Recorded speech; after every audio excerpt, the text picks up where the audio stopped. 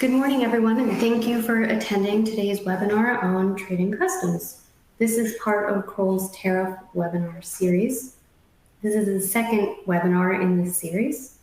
Before we get into the introductions and today's presentations, a few housekeeping items just to make your viewing experience as best as possible. This webinar is being broadcast live, as you know. We suggest you enlarge your media player to the full screen when you're viewing the presentation, just so you can see and hear clearly. Please, we encourage you to submit questions throughout the presentation. We'd love for this to be as interactive as possible. Everything in this presentation, all of the content, is trying to be as up-to-date as possible in real time based on kind of the evolving landscape of tariffs. So please feel free to jump in with anything throughout the conversation. If we don't get a chance to answer your question, we will follow up with you via email after the presentation. Also, after the presentation, we will be sharing a few follow-up materials as well as a recording of today's webinar in the next few days. Also, I mentioned the Tariff webinar series. The next webinar in this series will take place on June 17th, and this webinar will be focused really on transfer pricing and trading customs with a specific lens towards the Asia-Pacific region and APAC-based multinationals. And you can register for that webinar right here on this platform. Okay, so let's jump right in.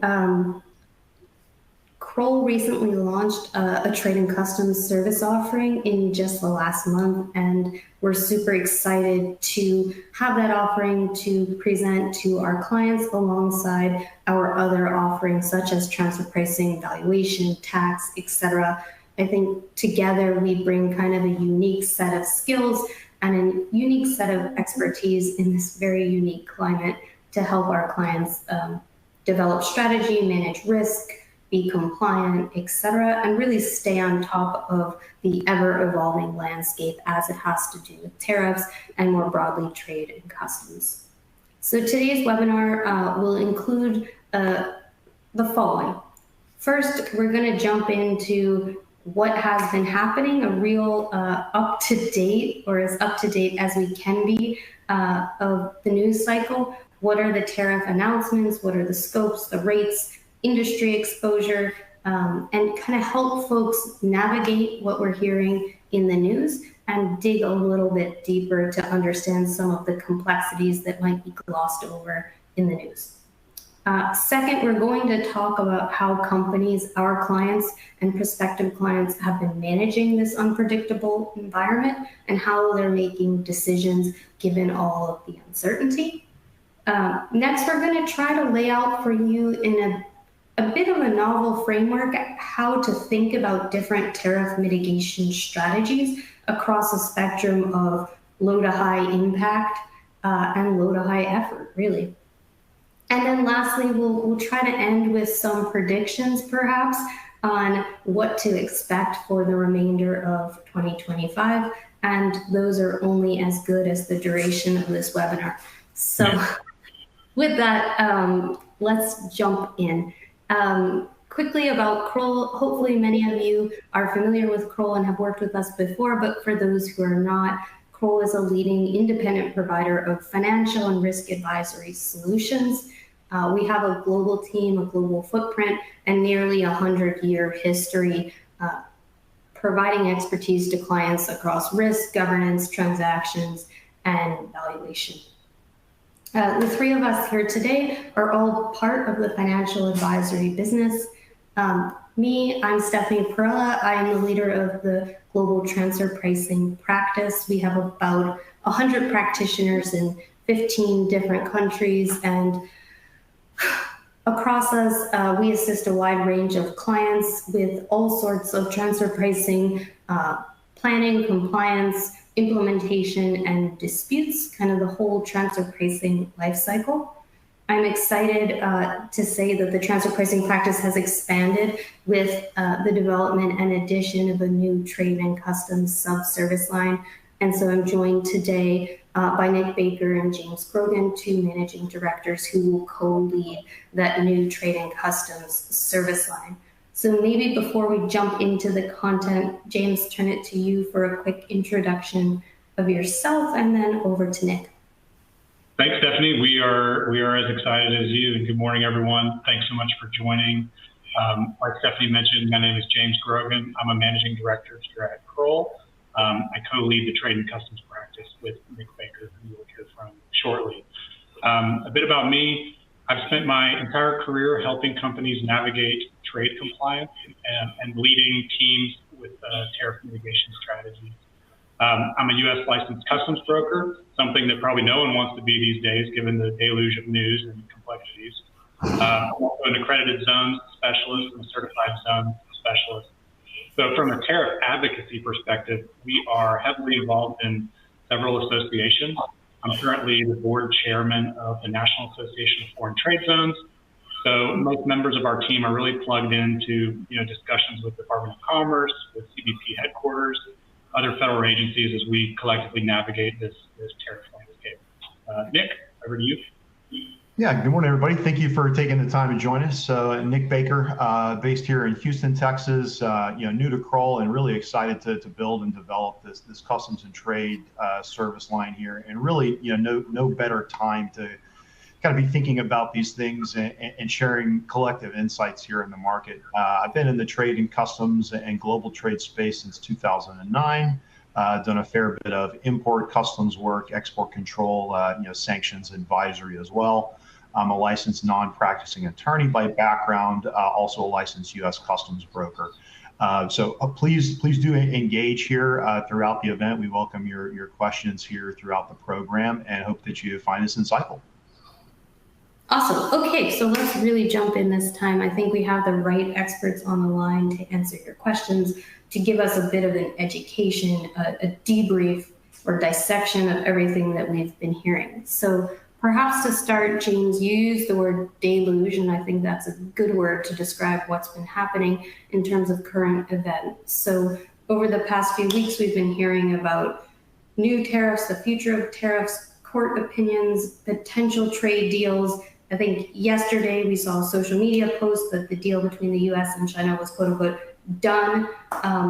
But this is kind of like high level what we're seeing in the news. Can you kind of help us break this down and give us maybe an overview of what has been happening? But I think even more important, what should we all be expecting to happen perhaps for the next few weeks in June and maybe through summer? Yeah, this is a really complex sort of matrix of activities, as you said, Stephanie. I think what's important is to kind of understand, some of the terminology here. We hear the word tariff, which is, certainly dominating the news cycle. Some in the industry say duties. Really, those two terms are sort of interchangeable. They're not one is kind of clear or more specific than the other. Really talking about, charges that attach at the time of importation. So when you bring in merchandise into the U.S., really a variety of duties and tariffs may apply. Those largely depend on what the item is, where it's from, and how much it costs. James and I have been doing this probably collectively over 30 years, and the last few months, we've really been eating, sleeping, breathing, and oftentimes dreaming about what's going on in the news, these various kind of tariff programs. So, kind of starting with sort of the basics, sort of the normal or most favored nation tariffs. These apply to most products from most countries, really with the exception of where we have a free trade agreement. And the rest are, have been implemented by powers that have been delegated by Congress to the executive branch. And a lot of what's in the news and what's developing, were initiated during Trump's first administration. A variety of tariffs that target particular commodities or certain countries, and they can range in breadth and scope. Really, what's been happening since February are new tariffs under a new law or a new application of an old law. So IEEPA, or the International Emergency Economic Powers Act. Traditionally been used by the president to enact kind of sanctions controls over financial instruments, really with regards to kind of bad actors, and enemy nation states, really from an export control and sanction perspective. So President Trump this time around, really used IEEPA to implement broad tariffs in response to an emergency economic action. So we saw, starting in February, tariffs on China, Canada, and Mexico related to border security and importation of fentanyl. And then a different application of IEEPA in April in what they call the reciprocal tariffs, so the Liberation Day tariff. So a broad global tariff ranging from a base rate to potential increased rates on a country by country basis. And really what's happened lately is some challenges to that authority, playing out in the federal district court and now at the Court of Appeals, where importers said, hey, this law, this IEEPA, really isn't the right vehicle, and it's not appropriate either under presidential authority or the spirit of that law to put these new tariffs in place. So a lot of what we've seen come to play in the tariff landscape under Trump 2.0, they're currently kind of working their way through judicial action. So on May 28th, the U.S. Court of International Trade, so district court level court sits in New York. So they reviewed the matter and they agreed with the plaintiffs in this case, the importers, that the president did not have the authority to implement widespread tariffs either on the fentanyl border or their retaliatory scope. And that was, I think, not so surprising to a number of legal scholars because it was seen early on as really a stretch of the IEEPA authority. So that decision applied to both of the IEEPA scopes. So the original round on China, Canada, and Mexico, and then the worldwide retaliatory tariffs. But the court kind of decided for different reasons why those tariffs shouldn't proceed. For the retaliatory, or excuse me, for the reciprocal tariffs there worldwide. So look, IEEPA just does not give the president that authority. It cannot be a broad application of tariffs because that's just not an economic emergency that IEEPA was intended to cover. For the fentanyl border tariffs, they said, look, tariffs are not a direct enough impact to deal with the perceived national security threat. If you're concerned about border security and drugs, address border security, not raise the cost of lawful imports or add an additional tariff there. So the decision was the same, can't do it, but the reason and rationale was a little bit different. The administration, very quickly appealed that to the Court of Appeals for the Federal Circuit that hears appeals from the CIT. And earlier this week, an order came out effectively staying the lower court's order pending oral arguments at the appellate court. So that will take place at the end of July. So we've got another 2 months of sort of limbo here where these IEEPA tariffs will remain in effect. Customs will continue collecting them. And legal scholars will be sharpening their pencils to make a really strong argument on both sides of the matter. I think what's interesting in the CIT's opinion is while they said, administration, you can't administer tariffs under IEEPA, they sort of previewed the playbook of what they could have done. And that was introduce yet another old law, but a new application of it. So Section 122 of the 1974 Trade Act, which does give the president pretty broad, immediate authority to implement tariffs, but much more limited than the approach he took with the reciprocals under IEEPA. So Section 122, the president can implement tariffs up to 15%. But only for a period of 150 days. So it caps the amount and it limits the duration of time that those tariffs can be in effect. After 150 days, it would take an act of Congress. So that basically means just passing some legislation, and that could be a simple majority bill for those tariffs to continue to proceed. So I think depending on the outcome at the appellate court, likely this matter could go to the Supreme Court, at least referred to their docket.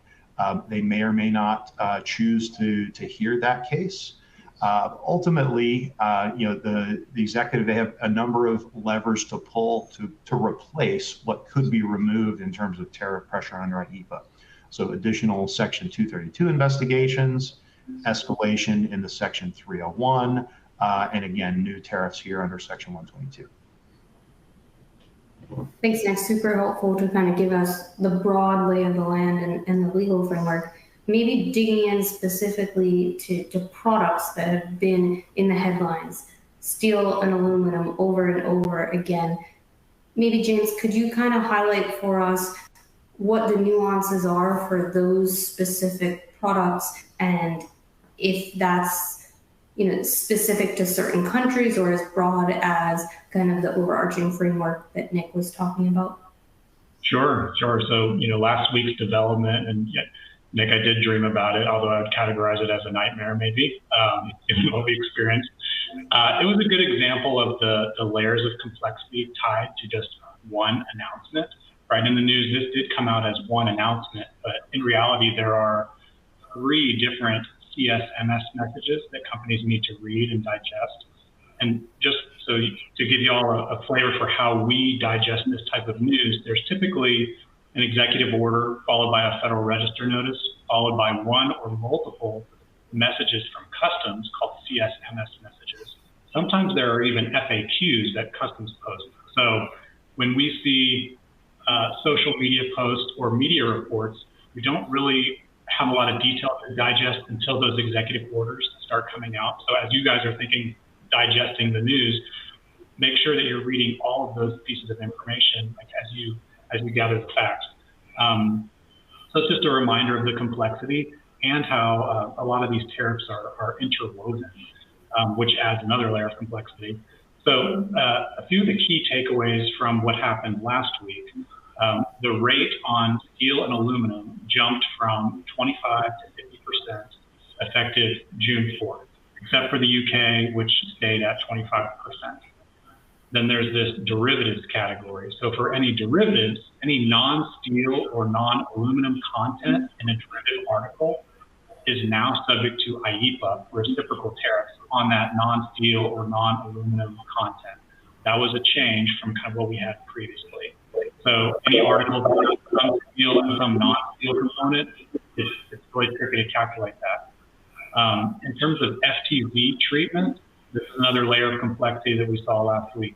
So for steel, on-hand inventory admitted to an FTZ prior to the effective date will be subject to the higher rate upon withdrawal from the FTZ. That's a bit different than kind of treatment under IEEPA and some of the other tariffs that you mentioned. But for aluminum, it's not the same, right? So inventory admitted prior to the effective date would not be subject to the rate increase for aluminum. So even within this one announcement, there's different treatment for steel and aluminum, different treatment within a zone or other bonded context. So, we don't want to bore you with this level of complexity, but it's an example of just how deep into the weeds you can get on one announcement, depending on kind of the makeup of some of your products. So it's really intricate, and I think all of us and all of you need to read almost every word of these CSMS messages to make sure that you really understand how the tariffs are applying to your products. But James, we're not boring people because we're already getting questions in the live chat about very specific content composition and what that means from the application of the tariff. So Nick, I don't know if you were going to jump in and answer that. I think we could chat a bit about that, but maybe keep it high level, and we will reply to some of those offline. But did you want to add anything? Sure. Live? Yeah, no, it's a great question, and really kind of as James laid out the complexity of this rule, the devil is in the details.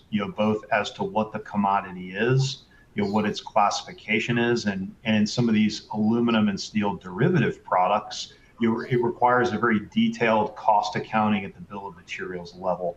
So that's an area that companies had to very quickly adapt not only their compliance but as well as their commercial structure to be able to respond to these new reporting requirements. So you may not know what is the cost of the steel in a derivative product, or you might sort of roll that all into raw material cost in general. So from an accounting perspective, it can be very complex, add an additional layer. But Generally the rules are, if it's acceptable from an accounting perspective, you have defensible records to show that division of material. That's generally the records that customs would expect to see. And in terms of the value to which these duties apply, the same customs valuation principles apply. So whatever the transaction value or the basis of appraisement would be, that full value would need to be apportioned between the different applications of 232 or IEEPA in the case of derivative items. I think since some of these values may not be known at the time of importation, it might be interesting, Tim, to think about reconciliation in this context, where you may not know those at the time of importation, but you can, reconcile them within 21 months. Just another piece of the strategy for navigating this. I know that CBP also answers some of these questions through FAQs. I haven't looked to see if they've answered your specific question, but usually that lags by a week or two as folks in the trade community bug them about these types of mechanics questions. Awesome. So I think we've already jumped into the details and have cleared up the common misconception that there's one tariff that is either on or off. And I think we can already see kind of the nuances, even within a very specific product category. Maybe taking it back a little bit high level, James, can you jump in with perhaps some other common misconceptions that you're hearing from clients or prospects with respect to tariffs and kind of how to respond to tariffs? Sure, there are a lot, as you can imagine, in this dynamic environment. Some of the most common misconceptions we hear from companies are, number one, there's no way to mitigate them. We just have to take it as a cost of goods sold, and really there's no mitigation strategies. There's no way out of it. As we'll talk about later, that's just not true. There are a lot of mitigation strategies, big and small, that companies should be thinking about. Another common misconception is that, look, this tariff environment is so chaotic, there's nothing we can do, and it's better to, wait it out. That is a strategy. I would say it's probably not a very good one, because even in the face of a lot of uncertainty, there are things that we should be doing. A third misconception, Nick alluded to this earlier, is that there's only one type of tariff. When in reality, there are probably over 8 flavors of tariffs and duties, right? You have normal duties, several types of 232, 301 for China, IEEPA, AD/CVD. Nick mentioned 122. So we get another area of archaic law to navigate over the next 150 days. These news reports often only cover one type of tariff development, like steel and aluminum last week, that was 232. What Nick mentioned in court, that was IEEPA. So recognizing that there are many types of tariffs and pieces of news and executive orders may only apply to one. So you really need to be thinking a lot more broadly than just kind of one tariff development. I know, Nick, you have a lot of experience with misconceptions around, quick fixes and risks. Is there anything you want to add to that piece? Yeah, we get a lot of questions and hear a lot of chatter, from kind of clients and amongst colleagues, looking for sort of that easy fix. My competitors are doing this. They said, well, if I just, move my packaging, outside of China, that it's not Chinese for tariff purposes. Or my vendor says that they have a plan. They promise that if I pay any tariffs, that they'll pay me back. Customs is, in addition to kind of enforcing these tariffs from collection, they've been charged with enforcing violations. If something seems too easy or too good to be true, it probably is. The complexity of these rules just don't allow for something that seems like a very big loophole, a very big gap in the application. So whether it's transshipment or whether it's minor adjustments to the supply chain, manufacturing, or procurement, you really want to vet these strategies with a qualified advisor and make sure that you're not creating risk. You think about sort of like, the tariff regulation and regulatory cycle, we're in the very beginnings of it, where we have new rules, and then those rules are enacted and companies react. Inevitably, the next cycle is enforcement, where customs and other agencies, they look at, what companies have done right, what companies have done wrong, and they begin to target those for, civil, criminal penalties, fines, and kind of, significant monetary impact. So that's I think the most common misconception is that there's got to be an easy way, or whatever, monkey see, monkey do if it's working for them. Just because it's cleared and your merchandise kind of comes through and isn't stopped doesn't mean that there's not future risk. Great. So let's start to dissect some of the potential strategies, and to do so, we've developed a bit of a matrix. And before I kind of conceptualize it for you, I want to give the caveat, or reiterate Nick's caveat, that there is not a uniform approach that all companies should take to tariffs, right? It is very company specific, supply chain specific. That said, hopefully this framework kind of helps individual companies assess where they fall within this matrix, and then to help them kind of take action thereafter. So if you think about a kind of standard matrix that across the x-axis talks about kind of level of effort required, and across the y-axis talks about impact. And you think about kind of 4 boxes, so low effort, low impact, up to high effort, high impact. We're going to kind of go around those 4 boxes and talk through what we think the strategies are that sit somewhere within each of those 4 boxes. Again, recognizing that where in each box may be different for each different company and each different fact pattern, and also recognizing that every strategy may not be appropriate for every company and every fact pattern. But with that kind of framework in mind, let's start in that bottom left-hand corner on things that take low effort, right? Things that may be perceived as quick fixes, but ultimately probably have lower impact. Sure, I'm happy to cover that one. So low effort, low impact.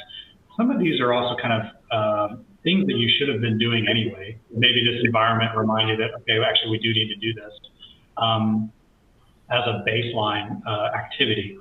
One of those is trade data analytics. So this is baseline effort, that every company should be doing, even pre-Trump, to evaluate their tariff exposure and to communicate that exposure internally. We know that CFOs, CEOs are banging down the doors of trade compliance professionals. Okay, what's our tariff exposure? How are we reacting to that? Data from customs is free, accessible through ACE. It's also pretty easy to get data from your customs broker. So baseline effort, probably low impact, do some trade data analytics. Another low category could be global risk assessments. So this is a fundamental activity that companies should be doing anyway to evaluate global risk. I think data analytics is part of an exercise like this, but it's also broader governance from a trade compliance perspective. Do you have the people, the systems, the processes to handle customs and trade compliance globally? And for most companies, even the most sophisticated companies in the world, the answer is no. They might have it for some countries, but not all. And sometimes it's a Herculean effort to even identify who owns customs or who owns tariffs within different jurisdictions. I think that's a baseline effort, low effort, that companies should be doing. Another kind of low impact strategy, which I don't think we can even call a strategy, is relying on social media for updates. We all do this. We all waste hours a week, scrolling for predictions and insights, but that's not really a strategy. I think a lot of companies spend way too much time trying to develop strategy around the media and social media in particular. And then finally, contract reviews and negotiations with vendors and suppliers. So, Trump's first term and the initial waves of tariffs, they shed light on a lot of companies on these key questions of, am I the importer of record? Do I have duty liability here? If I don't have direct duty liability, do I have indirect duty liability? And can we renegotiate this contract? All these, contract folks met trade compliance folks, I think, for the first time, in 2017, 2018, and that's happening again. So I think from a contractual perspective, you need to understand those nuances within your procurement agreements, because it's important for quantifying exposure, but also any savings strategy that you're going to execute is likely going to involve input or cooperation from these supply chain partners. Nick, anything you want to add to that piece? No, I think the last point you made, we've seen a lot more attention to the details of agreements, whether they're purchase orders, invoice terms, and certainly, contracts. Tariffs, if they were included at all, were maybe lumped in with taxes or other costs. These agreements are getting a lot more granular. I talked to a lot of folks kind of as the tariffs were rolling out earlier this year. So we've got a force majeure clause.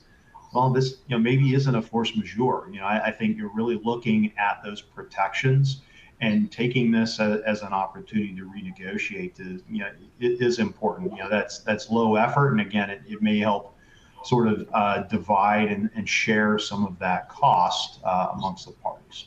Yeah, and maybe even referencing back to the first webinar in the series on transfer pricing and intercompany contracts, being really mindful in intercompany contracts to be a lot more specific, given that those contracts tend to be very generic. There is the question of which entity within the global group actually bears the burden of tariffs.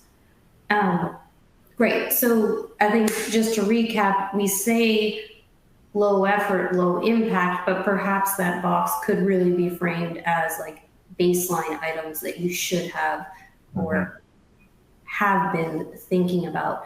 But kind of moving on, this is a box that maybe is like a red flag. Don't spend too much time here because it's not low effort, it's higher effort and perhaps low impact. So Nick, want to just take us through those quickly so we can get to the high impact items? Sure. Yeah. This is an area where it's not necessarily it's wasted time, but right now there's more important things to focus on. So if you are a well-oiled machine and had all your mitigation strategies, these are kind of additional things. Partnership programs is where I start. In the U.S. we've got CTPAT. Europe they have AEO. These have some great benefits for companies that are well established, that have robust, mature trade compliance programs. But if you're not already a participant in these programs, the time and effort to get established is probably not going to have any short-term benefit. So it's something you may consider, but really once you got a strong foundation. And another point we've sort of called this analysis paralysis. To James's comment on kind of scrolling social media, looking for insight, really wasting time spinning wheels on strategizing, focusing on too short or too long-term goals. That's not productive because you're not taking action. Now is the time to take action, even when we have maybe a temporary pause while the courts are reviewing issues or while we're expecting perhaps some tariff action in early July based on some predicted timeframes. Take advantage of these windows of sort of less chaos and focus on implementing strategies that are going to move the needle. I think that's what we'll get into next. These that do have higher impact and more kind of near-term return on that investment of effort. Just if I could add a little color on the U.S. partnership programs, just if y'all aren't aware, like the highest tier of CTPAT, formerly called ISA, now CTPAT Trade Compliance, it only has a little over 300 companies that have that. There are, like Nick mentioned, there are some significant benefits to being in that tier, but it's a lot of upkeep. The lower tiers of CTPAT in the U.S., there are around 11,000 companies that have some type of CTPAT membership.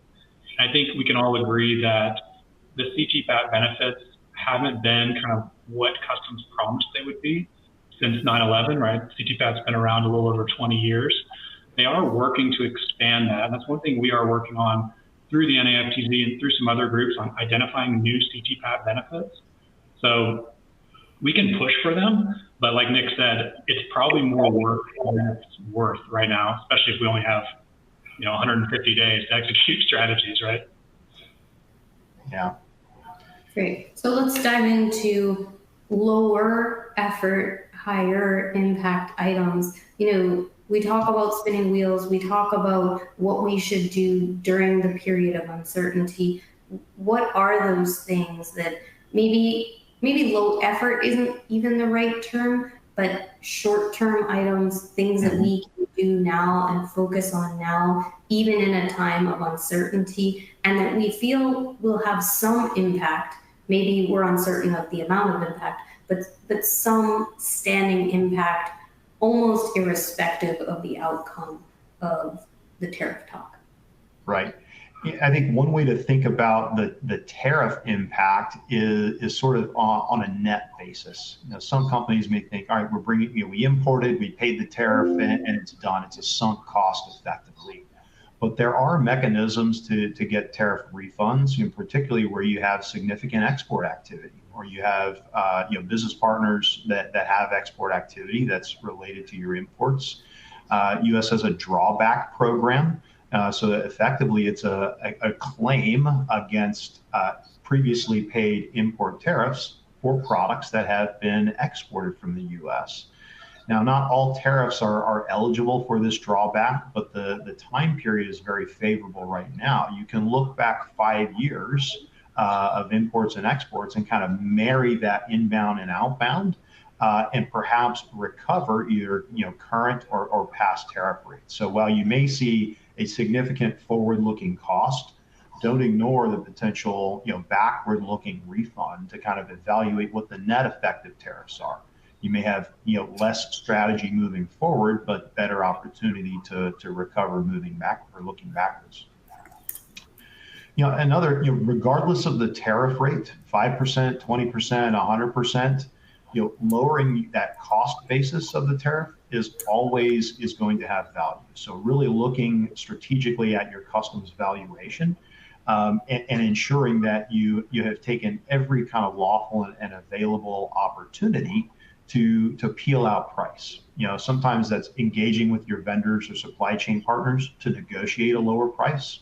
Every dollar you save, a percentage of that is a direct tariff savings.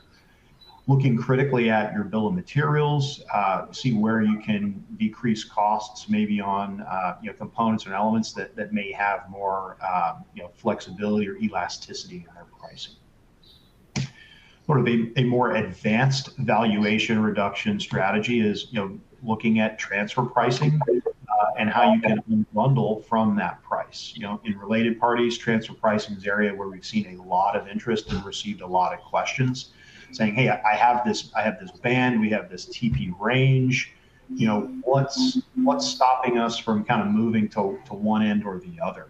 I think that can be very effective, but would certainly caution you to talk with your TP and your customs advisors, making sure that value is acceptable for customs purposes. You need input from your tax department. And this may not be kind of a silver bullet in all cases where you have transfer pricing. The unbundling concept is a bit more complex, but can be a really good midterm strategy to remove non-dutiable costs. In a lower tariff environment, this strategy would have had very little impact. But now with significant layers of tariffs, and these are all ad valorem, cost basis tariffs, implementing some of these strategies to kind of remove and peel out elements of the customs value is going to have direct impact on that bottom line tariff savings. A couple of partial duty reduction programs, so temporary importation. So if the goods are going to be in the U.S. for a short period of time, perhaps they're just transiting, you can do a temporary importation under bond, effectively, and not pay the tariffs at all. So it's kind of like drawback, but sort of contemporaneous. You're bringing it in, not paying the tariff, and then when you export it, it extinguishes that duty liability. A lot of the new tariffs that have been put in place, they include an exemption for what we call Chapter 98 partial duty reductions. That's a section in the U.S. tariff schedule that has a few unique fact patterns where either in whole or in part, the value of those products are ineligible or exempted from tariffs. So some type of prototype or development product stages, items that may be destined for government procurement, certain agricultural products can benefit from these provisions, or items that were in the U.S., exported, now they're returning, U.S. goods returned, or items that are temporarily in the U.S. to perform some repair or refurbishment. So, really look at your fact pattern, and there are some very targeted benefits that could be applicable that historically you would not have a need to explore, but now have exponential value in this environment. Thanks, Nick. I think just moving along that kind of continuum, we put ourselves now in that top right-hand box, I guess you can call it, and we're talking about things that are potentially high effort but high impact. Maybe also thinking about longer term, right? We've heard a lot about, in response to tariffs, companies will move manufacturing back to the US. That's potentially something that could end up in this top right box, high effort, high impact, but not necessarily. James, maybe can you walk us through what else you think could be in that top right box, perhaps depending on fact pattern, and maybe even calling out where things could potentially falsely be perceived as being in the top right box, but not actually fall there, depending on your fact pattern? Sure. Yeah, these are strategies that might take a little bit longer and cost a little bit more from a budget perspective. So I'll walk through kind of 4 that we feel like fit into this quadrant. The first is FTZs. I mentioned zones earlier. I think it's kind of the Swiss Army knife of tariff mitigation strategies.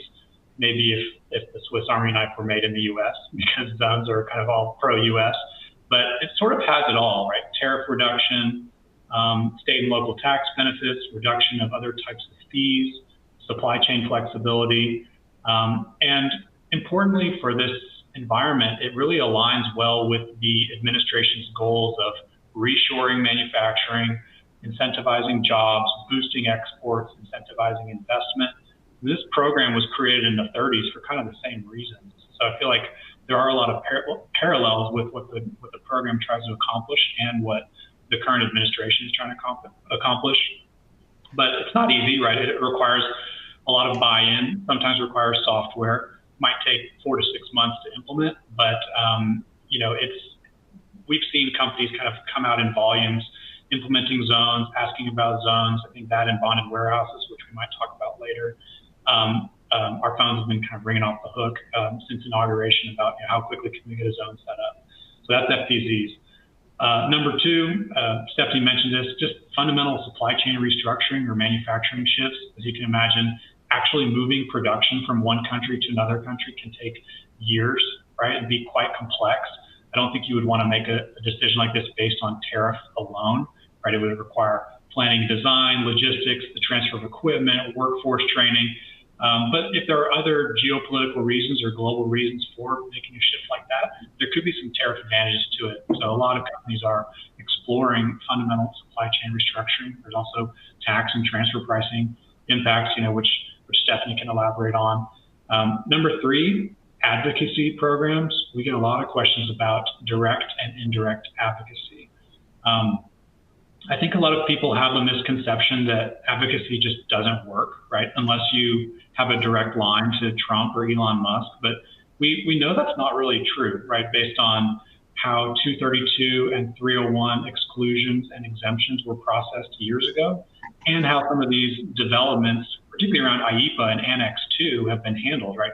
We do see specific industries and specific products get carve-outs. So, from my perspective, anonymously advocating through an association may not be as effective as direct advocacy with Congress, Commerce, USTR, either directly or through kind of government affairs, external representation.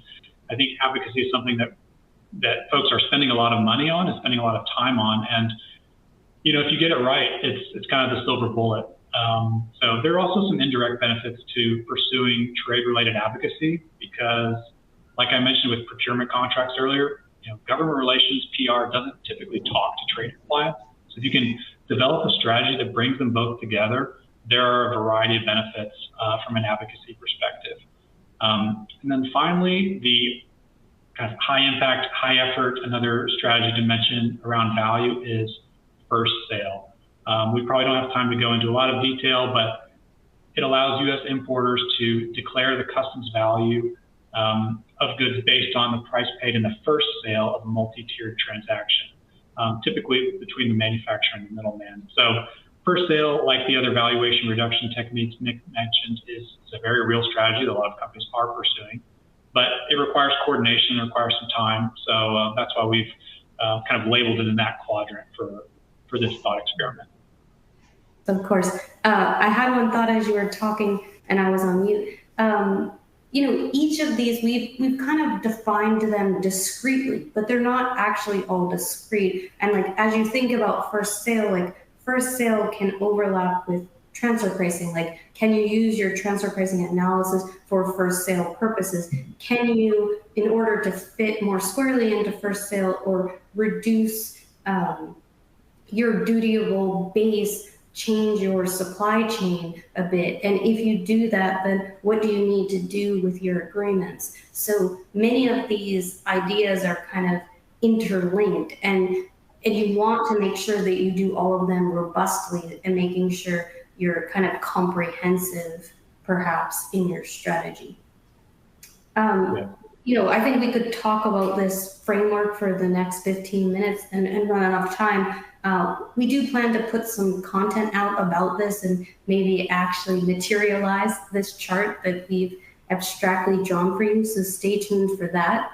But maybe just with the last 15 minutes that we have here, we'll kind of turn to make this more specific to individual companies. So how do specific fact patterns and business structures think through things? And in the last few days, especially, I know my clients have come to me with questions, and at first blush, you may think that this client actually isn't impacted by the tariffs because they're not, specifically an importer with a direct impact of the tariffs that this administration in the US has tried to put in place.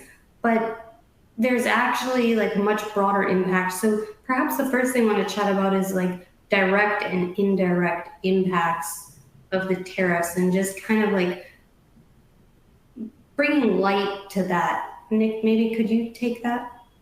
Sure. Yeah, I think you have to understand where your tariff exposure lies. If you're a direct importer of finished products, you have the most visibility there. You have the most exposure, but also the most awareness of those tariff costs. You're getting the bill from the broker. You saw, December, January, February, March, April, you saw the duty costs, escalate.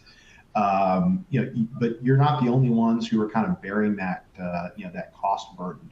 You may be passing that along to, business partners or, purchasers here in the U.S. But you can control a lot of the strategies that we just walked through are more relevant to those with direct exposure. So thinking about adjustments to procurement, thinking about sourcing key components, negotiating with the contract manufacturer or vendor overseas. So you have the most tools in your tool belt when you have that direct exposure. But just because you might not be the importer or you might not be importing finished products doesn't mean that you should be doing nothing or should rely on that importer upstream, supply chain partner to be acting. I think if you're importing, for example, materials and components and doing manufacturing in the U.S., you have, still a lot of those direct mitigation strategies are relevant here. But you may be thinking more about, okay, how can we expand into an export market?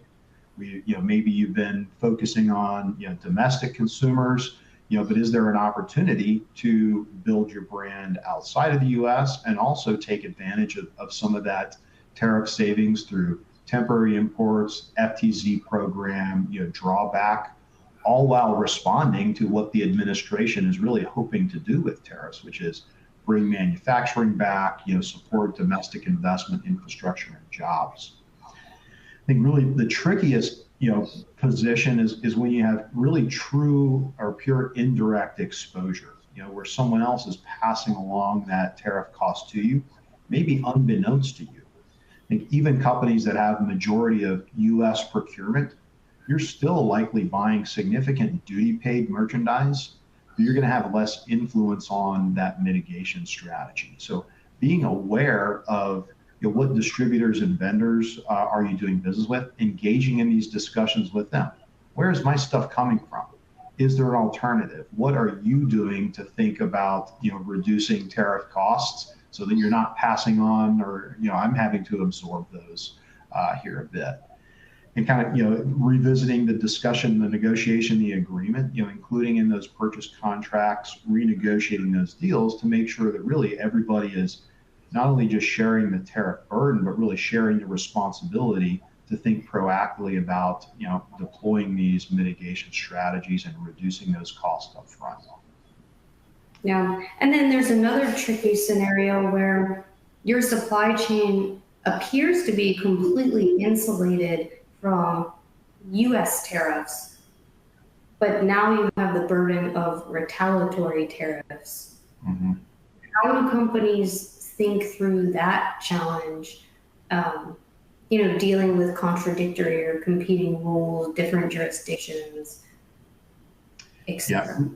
It is impossible almost to serve two masters here. I think with multinationals that have a very broad global exposure, but also a broad and flexible supply chain, retaliatory tariffs can either be a blessing or a curse. The more flexibility you have, because of an international footprint, the more quickly you can adapt and you can internally make those decisions. Say, okay, we're going to shift production for a certain market to a different location in response to tariffs. You can effectively rebalance your supply chain to respond, not necessarily in real time, but more quickly, to retaliation, kind of on both sides of the globe. But on the other side, you may be effectively forced to pick one of those tariff regimes that ultimately is going to dictate your strategy. I think China and the U.S. are probably the biggest kind of imbalance here in terms of retaliation. And ultimately, you may be heavily weighted towards either a production, procurement, or a customer base in one region or another. And you really have to design the strategies to focus on the biggest savings impact. And that may come at the sacrifice of business or opportunities in the other jurisdiction. I think what's important to note, it kind of is not to assume that tariff rules are the same everywhere. While tariff rates certainly are going to vary based on product and origin, the tariff rules and how they're applied are going to be different as well. Generally, at the WCO or WTO level, globally, those participants, they're going to have the same concepts as to how to classify, how to determine the origin, how to apply valuation principles. So there's going to be local applications and precedent that could be materially different. As we've talked through so many different layers of tariffs here in the U.S., I think the question that came in about the steel and derivatives, that's taking some of these global concepts, but applying them at a very surgical and detailed level when it comes to applying just one tariff here in the U.S. So it really takes a cross-functional expertise and global insight to make sure you're balancing right and not creating an opportunity here, which creates a risk or a cost on the other side of the globe. I think another nuance to mention when you think about other countries is the role of customs brokers in those transactions. In other countries, sometimes the broker is jointly liable for trade compliance, and companies incorrectly assume that they can rely on their broker in the U.S. for a similar level of trade compliance. That's a bad idea, right? U.S. customs brokers are going to turn CBP over to the importer of record with any questions. So make sure that you kind of are aware of that liability in the U.S. as it may or may not relate to liability you're seeing in other jurisdictions. Great. So we have just 5 minutes left. So maybe one kind of final question to both of you to tie this up. This has been a lot. Just starting back at the top of the hour, we went through education, background, news, all the different types of tariffs, flavors of tariffs. We've been talking about how surgically you need to examine specific tariffs to get into the weeds about nuances, taking like a huge step back to kind of 30,000 feet. what is your best practical guidance to leaders at large multinationals, portfolio company managers, folks at PE firms? What would you tell them with respect to how to brace themselves for, say, the residual of 2025 and kind of the best actions that they can be taking right now with no clear crystal ball of what the future holds?